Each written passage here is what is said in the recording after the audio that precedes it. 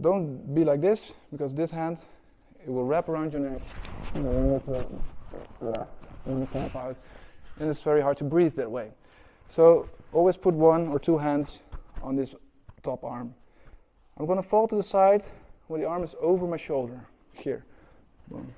And here I don't just fall to my side, I'm actually trying to already slide out a bit so that both my shoulders might touch the mat. Because as long as she's connected with her chest to my back, she has a very good control. Now the control is already slipping a little bit.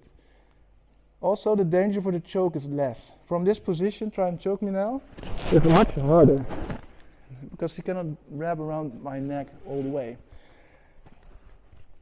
Keep holding this hand, and what you want to do here is you want to move the arm up and put it on the other side of your head. You might want to give a little bit of pressure. It will never be an arm lock, but you can hold it here. Okay. For her, and I'm going to slide out even more, this will be a moment where she's lost the back mount. So her reaction usually is to try and get to mount here. Still a very dominant position, but not back mount anymore. So not a good position for me. So to prevent this from happening, I'm going to put my weight on her bottom leg, and I'm also going to prevent this elbow from touching the ground. So try again. Here, it's much harder for her to get on top. Eventually, she will make it if I don't do anything. That's the key. I have to do something. So what I want to do here is I want to put the inside leg underneath my other leg, and now I'm twisting until I'm chest to chest, and I'm on top again. Inside a full guard this time. It is what it is, but it's much better than being on the bottom. Yeah? Okay. So one more time.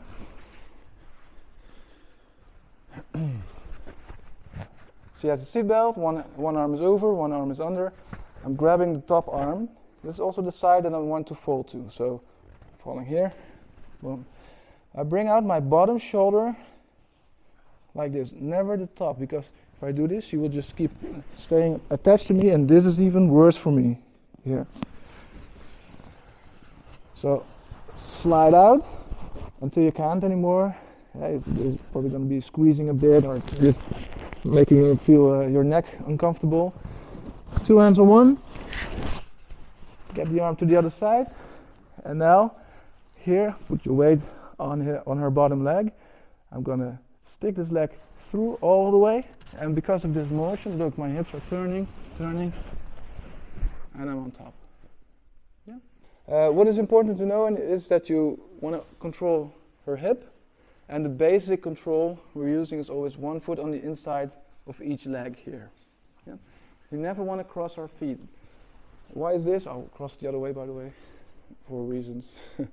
If I cross my feet and she goes with her leg over the top, and maybe this one as well, and then now extends her hips, there will be pressure on my foot here. Yeah?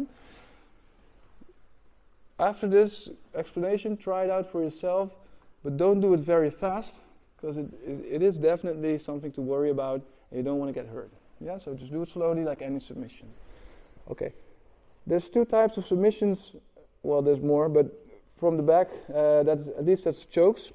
It's with using the gi, and it's without using the gi. Without using the gi, we call them rear naked chokes, and we call them gi chokes.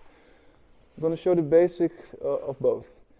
First, the rear naked choke. As I told you guys, the top arm is the one that's dangerous. That one will go around the neck as far as possible. And me personally, I like to hide my hand a little bit behind her shoulder so that she cannot grab it easily and pull it out like this. My second hand that was underhooked will release the underhook, and I will go over the top of my hand, and my hand will eventually touch my biceps here. And I'm just using my hand like a snake behind her neck. It's not going to do anything. It's just going to be here. I'm not going to push on her head. I'm not going to pull on her head. Nothing like that. Yeah. To protect this arm, because again, if she takes this arm out, the top one here. Yeah. it will be harder for me to choke her. Yeah? So I'm doing this by putting my chin on top of this arm. Now try and get it out. It's almost impossible. Yeah? Okay. With Jiu-Jitsu, this is perfect. With MMA or self-defense, this is not perfect because they can still punch you in the face. It won't be a knockout, but it will be very annoying. So with that in mind, you also can put your forehead more to the front. Now if she starts punching me, she's most likely going to hit my forehead, which is pretty hard. Yeah. From here, I only have to squeeze. Yeah. So when we're going to apply, we're not going to go back and pull really hard on the neck. It's not really nice for your neck, but it won't do anything for the choke. The choke happens when you close both carotid arteries, wow, and prevent blood from coming into the brain. Yeah, and it will take about 5 to 10 seconds before someone passes out. So just squeezing will be enough. Okay, so one more time. The top hand goes around the neck as far as possible. Hide the hand behind her shoulders. The second hand comes out and it will sneak it behind her head, neck. The hand that was hidden will grab my own biceps, and from here, either bring your forehead or your chin on top and then squeeze. Yeah? Just a gentle squeeze. It's a soft area, you don't need to squeeze really hard. If you do, you're probably in the wrong place. Okay. Second, this is squeezing, so getting it close. Now a gi choke.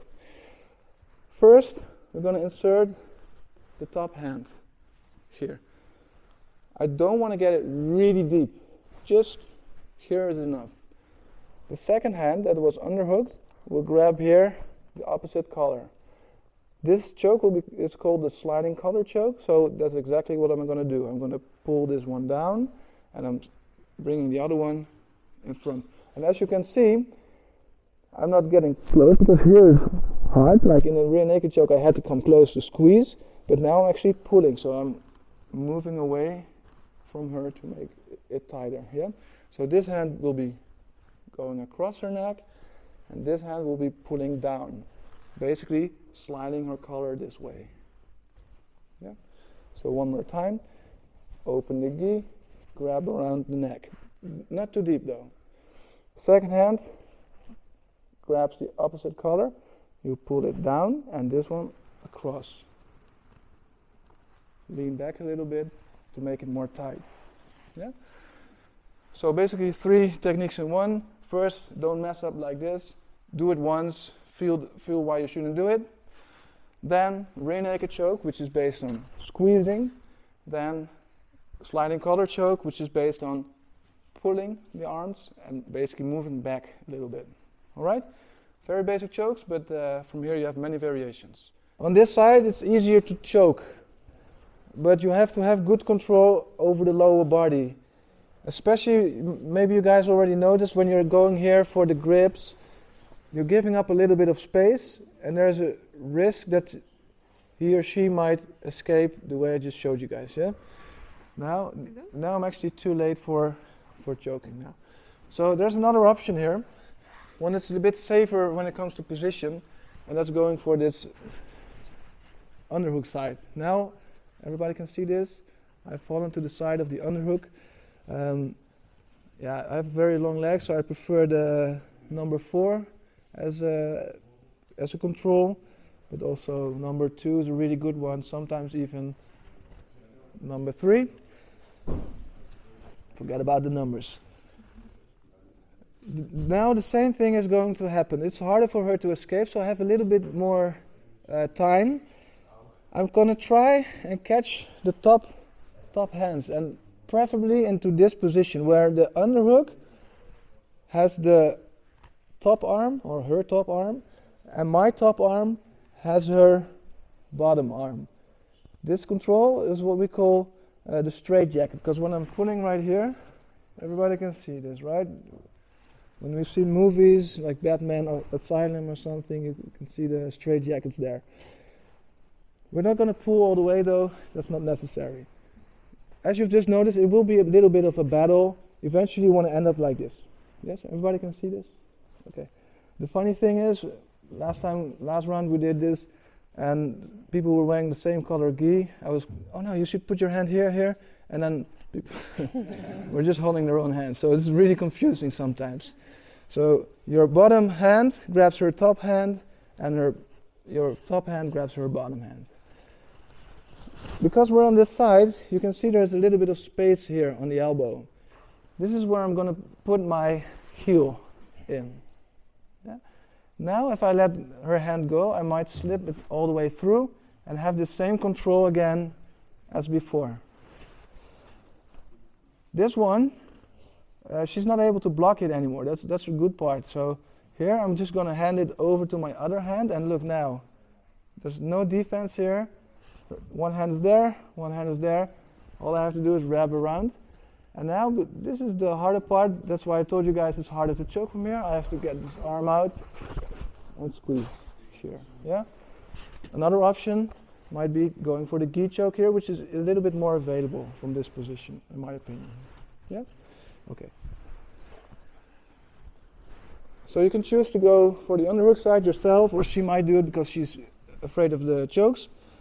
We're going to have the same battle again, where we're going for the top of the hands, and I want to eventually end up in this position called the straitjacket control, where my bottom hand has her top hand and my top hand has her bottom hand. I'm pushing a little bit on this arm, creating some space here near the elbow. I'm putting my heel in like this. I can take my time because what is she going to do?